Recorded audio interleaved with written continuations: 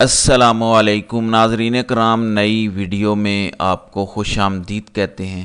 آج عمران خان اور بشرا be be ایک اور مقدمے میں بری ہو سکتے ہیں۔ آج فیصلہ آ سکتا ہے، اور اگر فیصلہ آتا ہے تو بشرا بی بی بہرحال عید سے پہلے رہا ہو جائیں گے۔ اس کی ڈیٹیلز آپ سے شیئر کریں گے۔ دوسری جانب عمران خان کی زندگی کے بارے میں بہت زیادہ شکوک و شبہات پیدا کیے جا رہے ہیں، اور جو اسٹیبلشمنٹ کے بہت قریبی لوگ تصور کیے جاتے ہیں، وہ ایک انتہائی خطرناک بیانیہ پھیلا رہے ہیں کہ عمران خان کو قتل کیا جا سکتا ہے۔ اس پر بھی بات کریں گے، کیونکہ پہلے عمران خان کہتے تھے کہ ان کی زندگی کو خطرہ ہے، جیل میں خطرہ ہے، جیل سے باہر بھی خطرہ ہے، ان پر قاتلانہ حملے بھی ہوئے۔ اب جیسے جیسے عمران خان کی رہائی کی خبریں آ رہی ہیں کہ اب ان کے مقدمات کا فیصلہ ہونے جا رہا ہے، اور رہائی کے بعد عید کے بعد ان کی رہائی ہو پائے گی، اس پر اسٹیبلشمنٹ کے بہت قریبی جو سمجھے جانے والے لوگ ہیں وہ یہ کہہ رہے ہیں کہ عمران خان کی زندگی کو رہائی کے بعد خطرہ ہو سکتا ہے۔ اس کا بھی ہم جائزہ لیں گے کہ آخر حقیقت کیا ہے، لیکن پہلے ذرا ججز کے حوالے سے بہت امپورٹنٹ خبر ہے، اس پر بات کرتے ہیں۔ ناظرین اکرام، آپ کو پتہ ہے کہ 6 ججز نے خط لکھا، جس کے بعد دھمکیاں آنا شروع ہوئیں۔ اسلام آباد high court, Lahore high court اور سپریم کورٹ کے ججز کو بے شمار دھمکیاں موصول ہوئیں۔ اب ان کی انویسٹیگیشن کافی حد تک مکمل ہو چکی ہے، کچھ پورشنز رہتے ہیں، لیکن کچھ اہم انکشافات ہوئے ہیں۔ اعلیٰ عدلیہ کے ججز کو جو دھمکیاں مل رہی ہیں، اس پر وزارت داخلہ کو اب تک ہونے والی تفتیشی رپورٹ ارسال کی جا چکی ہے۔ وزارت داخلہ نے اس کا جائزہ لیا۔ یہ رپورٹ وفاقی پولیس کی جانب سے وزارت داخلہ کو بھجوائی گئی ہے۔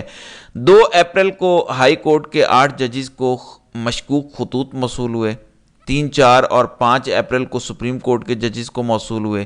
اس معاملے میں الگ الگ مقدمات بھی درج ہو چکے ہیں۔ خط پر آرسینک پاؤڈر پایا گیا، جس کی مقدار زہریلی نہیں تھی، لیکن پاؤڈر موجود تھا۔ آرسینک جن پنسار سے ملتا ہے، اس کا بھی ڈیٹا اکٹھا کیا گیا ہے، اور تفتیشی ٹیمیں ان دکانوں کے دورے کر رہی ہیں۔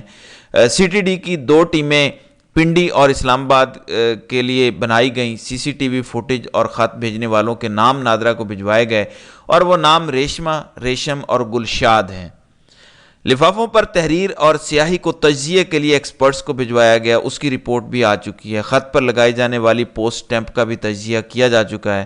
سپریم کورٹ اور ہائی کورٹ کو روزانہ کی بنیاد پر یہ رپورٹ جو آ رہی ہیں، تفتیش ہو رہی ہے، اس کی رپورٹ سبمٹ کی جا رہی ہے۔ اب میں آپ کو بتاتا ہوں کہ ریشمہ اور گلشاد کون ہیں۔ ان کے خطوط ججز کو آئے، ان کی فرنزک رپورٹ آ چکی ہے، ہینڈ رائٹنگ ایکسپرٹس کو بھیجا گیا، اس کی رپورٹ بھی آ چکی ہے۔ اب سپریم کورٹ، اسلام آباد اور لاہور ہائی کورٹ کے ججز کو لکھے جانے والے خطوط کی لکھائی میچ کر گئی ہے۔ یہ میں نے آپ کو 3 دن پہلے بھی کہا تھا کہ یہ لکھائی ایک ہی ہاتھ کی لکھی ہوئی ہے، تھوڑا سا چینج کرنے کی کوشش کی گئی ہے، لیکن اس کا تھیم یا سٹائل ایک ہی ہے۔ لہٰذا فرنزک رپورٹ کے بعد یہ سامنے آ چکا ہے کہ ججز کو خطوط کی لکھائی ایک ہی شخص کی ہے، یعنی ریشمہ اور گلشاد خاتون کے نام سے خطوط ایک ہی شخص نے لکھے۔ تینوں کورٹس کو بھجوائے گئے خطوط ایک ہی پوسٹ آفس سے بھجوائے گئے، اور وہ سیٹلائٹ ٹاؤن راولپنڈی کا پوسٹ آفس ہے۔ اس کے بعد یہ خطوط پہنچے جی پی او، اور جی پی او سے آتے ہیں یہ اسلام آباد، جس کے بعد یہ ججز کے آفیسز میں تقسیم کیے جاتے ہیں۔ سی ٹی ڈی کا بھی یہ کہنا ہے کہ دھمکی آمیز خطوط بھجوانے کا ایک ہی ماسٹر مائنڈ ہے، یعنی ریشمہ اور گلشاد کا والد ایک ہی ہے، اور یہ سارے کا سارا جو پلان کیا گیا، اس کا ماسٹر مائنڈ ایک ہی شخص ہے۔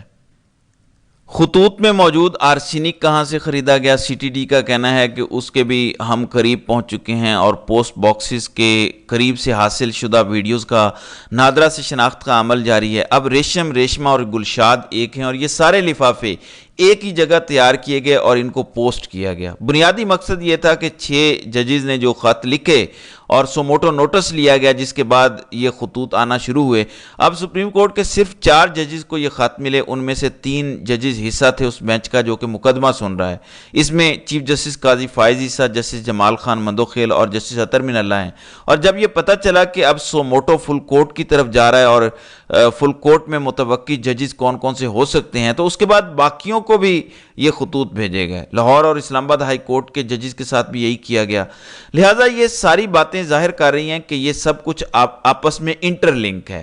اسلام آباد ہائی کورٹ کے ججز کا خط لکھنا، پھر سپریم جوڈیشل کونسل کو خط لکھنا، پھر سو موٹو نوٹس لینا اور پھر فل کورٹ کو جانا، یہ سارے معاملات انٹر لنک ہیں، یہ سب ایک دوسرے سے جڑے ہیں، اور اگر ریشمہ اور گلشاد تک پہنچا جائے گا تو اس کے پیچھے جو عوامل نظر آئیں گے وہ یہی ہوں گے کہ کسی بھی طرح سے اسلام آباد ہائی کورٹ کے 6 ججز کی پٹیشن کو ڈیلے کیا جائے، اسے ٹیک اپ نہ کیا جائے، لیکن وہ ٹیک اپ ہو چکا ہے۔ اب دیکھنا یہ ہے کہ حکومتی تحقیقاتی ادارے اس پر مزید کیا کارروائی کرتے ہیں۔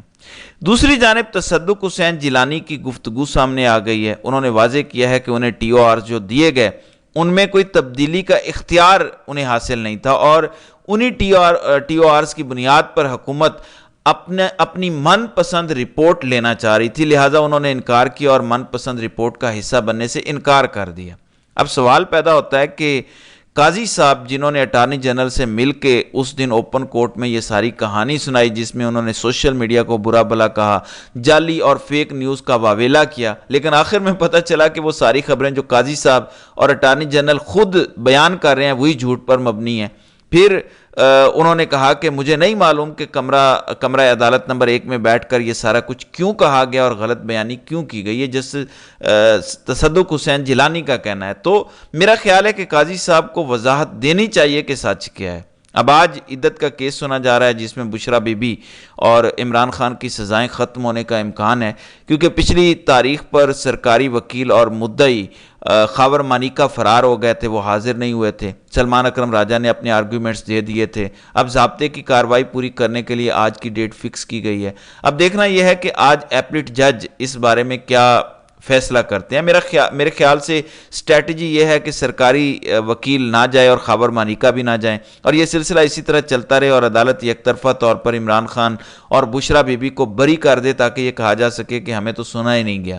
بہرحال سنیں یا نہ سنیں، ہر دو صورت میں نتیجہ ایک ہی نکلتا ہے۔ خاتون کی گواہی اسلام میں حتمی تصور کی جاتی ہے اس معاملے میں، اگر وہ کہتی ہے کہ میری عدت کمپلیٹ ہو گئی ہے۔ بہرحال اگر آج جج صاحب فیصلہ سناتے ہیں تو عمران خان اور بشرا بی بی عدت والے کیس میں رہا تصور ہوں گے۔ توشہ خانہ میں وہ پہلے رہا ہو چکے ہیں، اب یہ آخری کیس ہے بشرا بی بی کا، اگر اس میں رہائی مل جاتی ہے تو بشرا بی بی رہا ہو جائیں گی، جبکہ عمران خان کا ابھی سائفر کا کیس رہتا ہے، القادر ٹرسٹ کیس ہے۔